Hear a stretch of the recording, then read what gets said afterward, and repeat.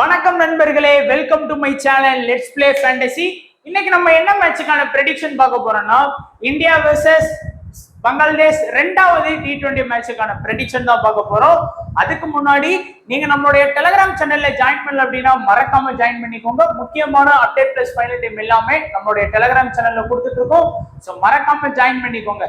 அதே போல நம்ம இது வரைக்கும் விஷன் லெவன் ஆப்ல ஜாயின் பண்ணல அப்படின்னா மறக்காம ஜாயின் பண்ணிக்கோங்க. ஒரு சூப்பரான ஒரு ஆப் அப்படின்னா விஷன் லெவன் தான்.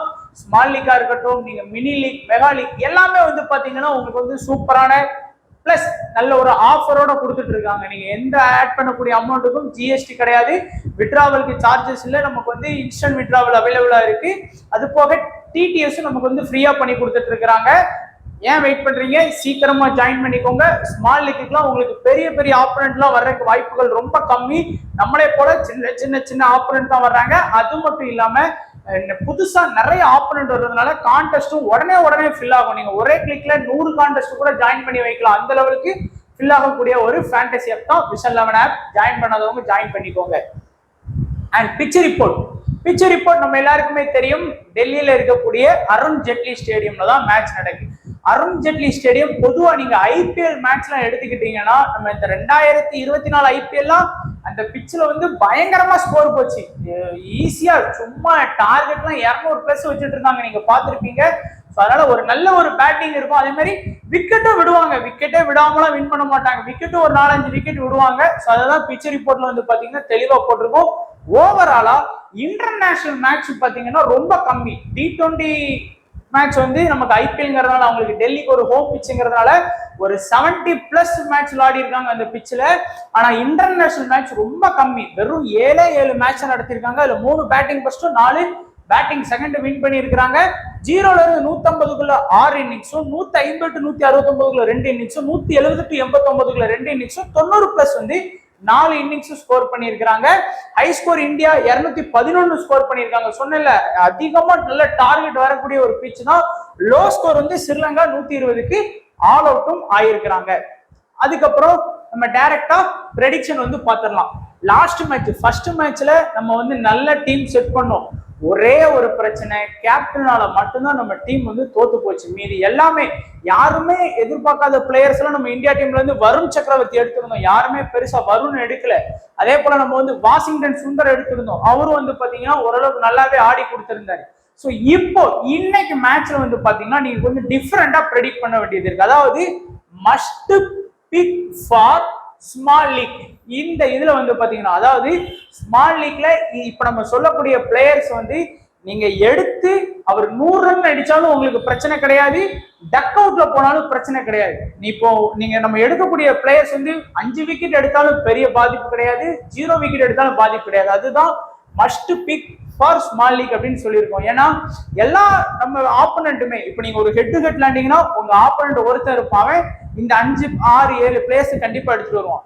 இல்ல நீங்க ஒரு 3 மெம்பர் லீக் போடுறீங்கன்னா நீங்க எடுக்கக்கூடிய பிளேயர்ஸ் அவனும் அந்த 2 பேரும் எடுத்திருப்பாங்க. அந்த மாதிரிதான். அதாவது ஃபர்ஸ்ட் பாத்தீங்கன்னா அபிஷேக் சர்மா, சஞ்சு சாம்சன், சூரியகுமார் யாதவ், ஹர்திக் பாண்டியா, வருண் சக்கரவர்த்தி, ஹர்தீப் சிங், மயங்க் யாதவ், இந்த 7 பேரையுமே உங்க ஆப்போனன்ட் எல்லாருமே எடுத்திருப்பாங்க. நீங்க ஒரு ஹெட் டு ஹெட் போட்டாலும் சரி, அதுல உங்க ஆப்போனன்ட் இந்த 7 பேர் இல்லாம டீம் செட் பண்றதுக்கு வாய்ப்பே கிடையாது ஸ்மால் லீக்ல. ஏன்னா எல்லாரோட பெர்சன்டேஜும் அந்த லெவலுக்கு ஹையா இருக்குது. அதனால இந்த 7 பேர் மேல நம்ம எந்த ஒரு கையும் வைக்க வேண்டாம், ரிஸ்க் எடுக்க வேணாம். இப்போ ஃபார் எக்ஸாம்பிள் இன்னைக்கு நீங்க சூரியகுமார் யாதவ் இல்லாம ஸ்மால் லீக் டீம் செட் பண்ணுவீங்களா? கண்டிப்பா மாட்டீங்க. ஏன்னா சூர்யா அந்த லெவலுக்கு ஒரு முக்கியமான பிளேயர். இப்போ நீங்க உங்க ஆப்போனன்ட்டும் அதே வயசுல தான் யோசிப்பான். அதாவது சூரியகுமார் யாதவ் இல்லாம எப்படி டீம் எடுக்க அப்படிங்கிற மாதிரி தான் அவனும் யோசிப்பான். ஸோ அந்த வகையில தான் நம்ம யோசிச்சு மஸ்ட் பிக் ஆப்ஷன்ல இந்தியால 7 பேர். ஏன்னா இப்போ இந்தியாவுக்கு அகைன்ஸ்டா ஒரு ஆஸ்திரேலியா விளையாடுது அப்படின்னா நம்ம இந்தியால ஒரு 5 பிளேயரை ட்ரை பண்ணிட்டு ஒரு ட்ரம்ப் பிக்கை போடலாம். ஆஸ்திரேலியால ஒரு 5 பேர் எடுப்போம். ஆனா இங்க எதிர்த்தாடக்கூடிய பங்களாதேஷ் ரொம்ப ஸ்ட்ராங்கான டீம் கிடையாது. லாஸ்ட் மேட்சே அவங்களால பெருசா பெர்ஃபார்ம் பண்ண முடியல அப்படிங்கிற மாதிரி தான் ஆடினாங்க. அதனால இந்த 7 பேருமே ரொம்ப முக்கியமான players. Abhishek Sharma last match நல்லாவே ஒரு ரொம்பலாம் ஸ்கோர் இல்லைனாலும் நான் ஏற்கனவே சொன்னேன். அபிஷேக் சர்மா ஒரு 3 T20னா ஒரு T20 20 அடிப்பாரு, ஒரு T20 டக் அவுட்லயே போவாரு, ஒரு T20 100 அடிப்பாரு. அதுதான் அபிஷேக் சர்மா. பரவாயில்ல, நம்ம சேட்டா வந்து ரொம்ப நாளைக்கு அப்புறம் ஒரு நல்ல ஸ்கோர், ஒரு 30 ரன், ஒரு டீசென்டான score plus wicket keeper option இருக்கு அப்படிங்கும் போது நல்ல ஒரு ஃபேண்டசி பாயிண்ட். சூர்யாவை கேப்டனா போட்டதுக்கு நம்ம ஹர்திகை லாஸ்ட் மேட்ச் கேப்டனா போட்டிருந்தா எங்கேயோ வின் பண்ணிக்கலாம். ப்ரெடிக்ஷன் வீடியோல ஹர்திகை போடுங்கன்னு சொன்னேன்.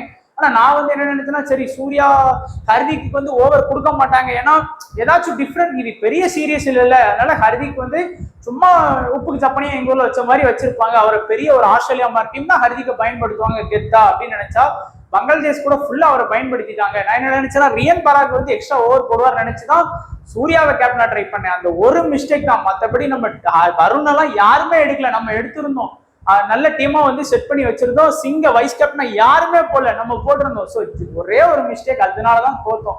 பட் இந்த மேட்ச் அதுல இருந்து ஒரு பாடத்தை கற்பித்துட்டு வரலாம். ஸோ பவுலிங் ஆப்ஷன்ல பாத்தீங்கன்னா இந்த 3 பேர். இப்போ வந்து ஸ்மால் லீக்ல ஒரு 2 பேர் வந்து பாத்தீங்கன்னா உங்களுடைய கேம் சேஞ்சர் ஆப்ஷனா இருப்பாங்க. கேம் சேஞ்சர் அப்படின்னா game changer for small league அப்படிங்கறதுல பார்த்தோம் அப்படின்னா ஒன்னு வந்து நிதிஷ் ரெட்டி.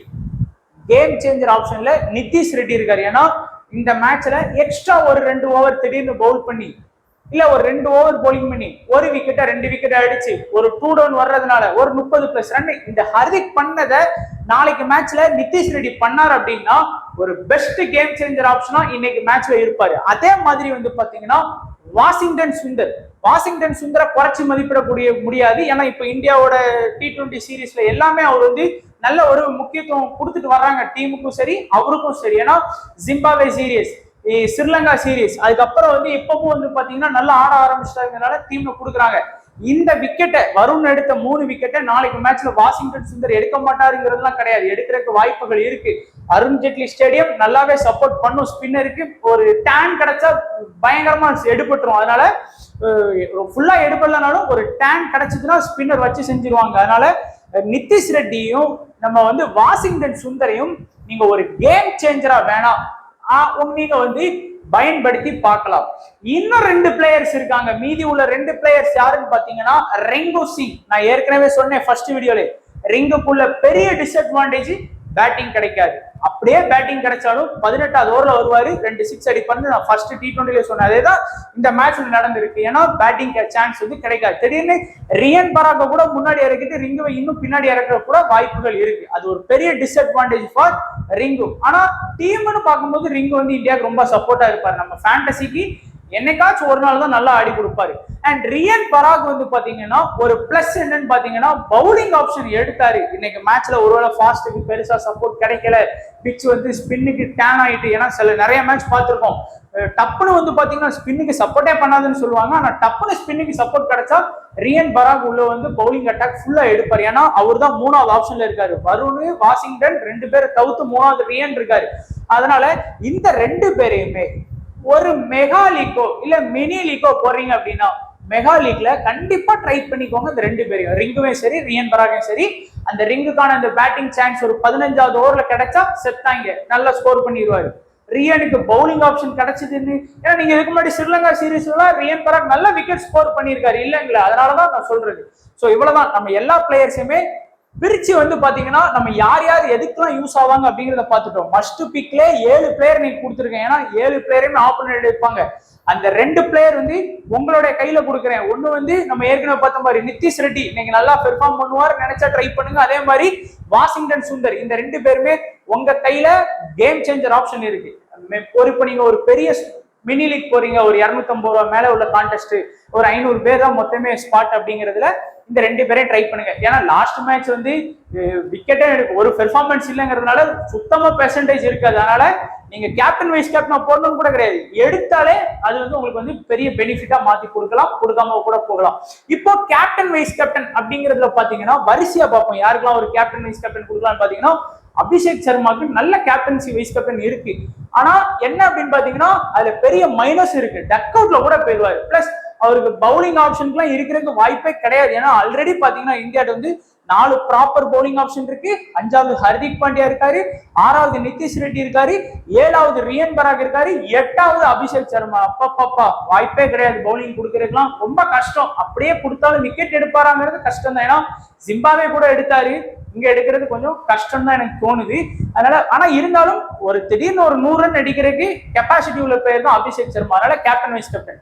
சூர்யாவுக்கு வந்து ஒரு கேப்டன் வைஸ் கேப்டன், ஹர்திக் பாண்டியாவுக்கு ஒரு கேப்டன் வைஸ் கேப்டன், அதே போல சிங்குக்கு ஒரு கேப்டன் வைஸ் கேப்டன், மயங்க் யாதவுக்கும் ஒரு கேப்டன் வைஸ் கேப்டன். இந்த 5 பேருக்குமே நீங்க இன்னைக்கு மேட்ச்ல ஒரு ஸ்மால் லீக்கா இருந்தாலும் சரி, மினி லீக், மெகா லீக்கு கேப்டன் வைஸ் கேப்டன் போலாம். குறிப்பா ஸ்மால் லீக்கு வந்து ஹர்திக் பாண்டியா, சூரியகுமார் யாதவ், ஹர்தீப் சிங் இந்த 3 பேருக்குமே ஸ்மால் லீக்ல கேப்டன் வைஸ் கேப்டன் ஆப்ஷன் எடுத்து பாருங்க.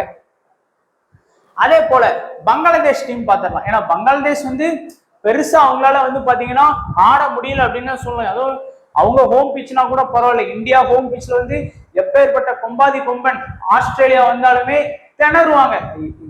கேவலமா தோப்பாங்கன்னு கூட சொல்ல, ஒரு ஒரு சண்டை இருக்கும், பயங்கரமான ஒரு ஃபைட் இருக்கும் நம்ம சொல்லலாம். நம்ம ஒரு 3 T20னா 2 நம்ம வின் பண்ணுவோம், 1 வின் பண்ணுவோம்.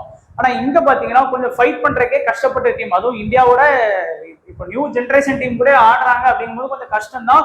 ஸோ பங்களாதேஷ் பாத்தீங்கன்னா பர்வேஸ் ஹுசைன் வந்து, அடுத்து லிட்டன் தாஸ், அடுத்து ஷாண்டோ, ஹரிதாய், மஹமதுல்லா, ஜாகர் அலி, ஹசன், அடுத்து வந்து பாத்தீங்கன்னா ஹுசைன், அடுத்து அகமது, இஸ்லாமு, முஸ்தபிசூர் ரஹ்மான். இப்போ வந்து நம்ம அதே மாதிரி இந்த டீம்ல இருந்து இப்போ நீங்க ஃபார் எக்ஸாம்பிள் மோஸ்டா உங்க ஆப்பனன்ட்ல இருந்து யோசிச்சு பாருங்க. இந்தியால இருந்து இந்தியா வெர்சஸ் பங்களாதேஷ், இந்தியால இருந்து குறையாம உங்க ஆப்பனன்ட் 7 பேர் எடுத்தா நீங்க பங்களாதேஷ்ல 4 பேர் எடுக்கணும். ஆனா இந்தியால இருந்து 8 பேர் எடுத்தா நீங்க 3 பேர் எடுக்கணும். இந்தியால இருந்து 9 பேர் எடுத்தா 2 பேர் எடுக்கணும். ஆனா உங்க ஆப்பனன்ட் எல்லாருமே வந்து பாத்தீங்கன்னா இந்த காம்பினேஷன்ல தான் டீம் போட்டு வர வாய்ப்பு இருக்கு. 3 பிளேயர் அல்லது 4 பிளேயர். அந்த 4 பிளேயர்ல முதல் பிளேயர் யாரு அப்படின்னு பார்த்தா, முதல் பங்களாதேஷ் இம்பார்ட்டன்ட் யாருன்னு பாத்தீங்கன்னா மெஹடி ஹசன் மிராஸ். சோ இவர் தான் பேட்டிங் பிளஸ் பவுலிங் இருக்கக்கூடிய ஒரு டீசென்டான ஆல்ரவுண்டர். நீங்க இதுக்கு முன்னாடி நடந்த டெஸ்ட் சீரீஸ்லயும் அவரோட கான்ட்ரிபியூட் இருக்கும். அதுக்கு முன்னாடி நடந்த வேர்ல்டு கப், அவங்க விளையாண்ட வேர்ல்டு கப் எல்லாத்துலயுமே ஒரு பெஸ்டா ஒரு ஆல்ரவுண்டரா ஆடி கொடுத்துட்டு இருக்காரு அந்த டீமுக்கு. சோ முதல் இம்பார்ட்டன்ட் அப்படின்னு பாத்தீங்கன்னா அவரை நீங்க வந்து ஒரு மஸ்ட் பிக் ஆப்ஷன்ல வச்சுக்கலாம். அதே மாதிரி இந்தியா மாதிரியே வச்சுக்கலாம், must pick for small league. அதுல வந்து 1வது ஆப்ஷன்ல வந்து நீங்க இவரை வச்சுக்கலாம். 2வது வந்து பாத்தீங்கன்னா எல்லாருமே இம்பார்ட்டன்ஸ் கொடுக்கக்கூடியது இந்த ஹுசைனுக்கு வந்து இம்பார்ட்டன்ஸ் கொடுப்பாங்க. ஏன்னா இந்த 50 ஓவர் வேர்ல்டு கப்ல, சாரி நம்ம T20 வேர்ல்டு கப், அதுக்கு முன்னாடி நடந்த 50 ஓவர் வேர்ல்டு கப் எல்லாமே இந்த ஹுசைன்கிற பிளேயர். அது மட்டும் இல்லாம பங்களாதேஷ் பிரீமியர் லீக்லாம் வைப்பாங்க, அதெல்லாம் இவர் நல்லா கான்ட்ரிபியூட் பண்ணி கொடுத்துருக்காரு. லாஸ்ட் மேட்ச் 11 ரன் அடிச்சாரு, பிளஸ் 3 ஓவர் பவுலிங் பண்ணி விக்கெட் எடுக்கல. ஆனா ஒரு விக்கெட் எடுத்தா கூட அது அட்வான்டேஜா மாறிடும். என்ன ரீசனுக்குன்னா இப்போ சும்மா ஒரு கற்பனை வச்சுக்கோங்க, 11 ரன்னு ஒரு விக்கெட்டுக்கு ஒரு 25 பாயிண்ட் அப்படிங்கும் போது 26 36 பாயிண்ட், ஏறக்குறைய பிளேயிங் லெவன் எல்லாம் சேர்த்து ஒரு 40 பாயிண்ட் வாங்கி கொடுக்காரு. அப்படின்னா ஒரு பேட்ஸ்மேன் கஷ்டப்பட்டு 30 ரன் அடிக்கணும். லாஸ்ட் மேட்ச் யாராச்சும் 30 ரன் அடிச்சாங்களா? சாண்டோ மட்டும் நெருங்கிட்டாரு, இது யாருமே அடிக்கல. அப்போ அந்த ஆல்ரவுண்டரோட இம்பார்ட்டன்ட் அதிகம். 2வது ஆப்ஷன்ல அவரை வச்சுக்கலாம். 3வது நிறைய பேர் என்ன பண்றாங்க அப்படின்னா ஷாண்டோவோட வருவாங்க. அந்த டீமோட கேப்டன் கொஞ்சம் நல்ல ஃபார்ம்ல ஆடுறாரு நண்பா, இல்லைன்னு சொல்ல முடியாது. ஏன்னா 50 இதுக்கு முன்னாடி நடந்த டெஸ்ட் சீரீஸா இருக்கட்டும், இந்தியா வர்சஸ் பங்களாதேஷ் 2 டெஸ்ட் சீரீஸ்லயும் அவரோட கான்ட்ரிபியூஷன் வந்து நல்லா இருந்தது. 4வது ஆப்ஷன்ல எல்லாருமே லிட்டன் தாஸை வந்து ஃபோக்கஸ் பண்றாங்க. லாஸ்ட் மேட்ச்ல எல்லாருமே Lytton Das, almost 85% Lytton Das. அந்த இடத்துல நான் வந்து தஸ்கின் அகமட ட்ரை பண்ணேன், பாய்ப்பே ஒரு விக்கெட் எடுத்திருந்தா கன்ஃபார்ம் வின் பண்ணியிருக்கலாம், விக்கெட் எடுக்காம போயிட்டாரு. முஸ்தபிசூர் ரஹ்மான் வந்து அந்த இடத்துல ஒரு விக்கெட் எடுத்துட்டாரு. நம்ம சொன்ன மாதிரி இந்த 3 பவுலிங் ஆப்ஷனுமே ஃபாஸ்ட் வச்சிருக்காங்க. 3ல யாராச்சும் ஒருத்தரை கூட நீங்க வந்து 4வது ஆப்ஷன் லிட்டன் தாஸ்க்கு மேல எடுக்கலாம். ஆனா உங்க ஆப்போனன்ட் எல்லாருமே லிட்டனா தான் ஃபோக்கஸ் பண்ற வாய்ப்பு இருக்கும். பட் நான் வந்து தஸ்கின் அகமட வந்து இன்னைக்கு மேட்ச்ல ஒரு கேம் சேஞ்சர் ஆப்ஷனா நான் யூஸ் பண்ணலாம்னு இருக்கிறேன். அதனால பாக்குறேன். சோ நம்ம மத்த பிளேயர்ஸ் வந்து பாத்தீங்கன்னா நிறைய பேர் வந்து லாஸ்ட் மேட்ச்ல ஹரிதாயை கூட ட்ரை பண்ணியிருந்தாங்க. ஆனா ஹரிதாய் அண்ட் மஹமதுல்லாவும் ஒரு நல்ல கேம் சேஞ்சர் ஆப்ஷன். மினி லீக்ல வந்து இந்த 2 பிளேயர்ஸுமே கொஞ்சம் ஃபோக்கஸ் பண்ணிக்கோங்க. ஒரு 250 ரூபா கான்டெஸ்ட்ல வெறும் ஸ்பாட் கம்மியா இருக்கக்கூடிய ஒரு கொஞ்சம் பேர் ஆடக்கூடிய கான்டெஸ்ட்ல ஃபோக்கஸ் பண்ணிக்கோங்க. அடுத்து பாத்தீங்கன்னா நம்மளுடைய ஸ்மால் லீக் டீம். ஸோ இப்போ ஸ்மால் லீக் டீம் பாத்தீங்கன்னா நம்ம வந்து சஞ்சு சாம்சன், அதுக்கப்புறம் வந்து சூரியகுமார் யாதவ், அபிஷேக் சர்மா, ஹர்திக் பாண்டியா, மெஹடி ஹசன், ஹுசைன், சுந்தர், சிங், தஸ்கின் அகமட், சக்கரவர்த்தி, மயங்க் யாதவ். இந்தியாவில் சொன்ன 7 பிளேயர்ஸ் அப்படி ட்ரை பண்ணியிருக்கிறோம். பிளஸ் 8வது பிளேயரை நான் வந்து வாஷிங்டனை ஒரு கேம் சேஞ்சரா இன்செர்ட் பண்ணியிருக்கேன். பாத்தீங்கன்னா தெரியும். கேப்டன் ஹர்திக் பாண்டியா, அபிஷேக் சர்மா, சூரியகுமார் யாதவ், மெஹடி ஹசன், இந்த 4 பேருக்குமே கேப்டன் வைஸ் கேப்டன் ஸ்மால் லீக்ல. கிராண்ட் லீக்ல நம்ம ஏற்கனவே சொன்ன மாதிரி தான், சாரி கேம் சேஞ்சர் ஆப்ஷன்ல ட்ரை பண்ண விருப்பம் உள்ளவங்க ட்ரை பண்ணிக்கோங்க. ஸோ இதான் நண்பா நம்மளுடைய ப்ரெடிக்ஷன். வீடியோ லைக் பண்ணுங்க நண்பா, மறக்காம லைக் பண்ணுங்க, உங்களுடைய ஃப்ரெண்ட்ஸுக்கு ஷேர் பண்ணுங்க.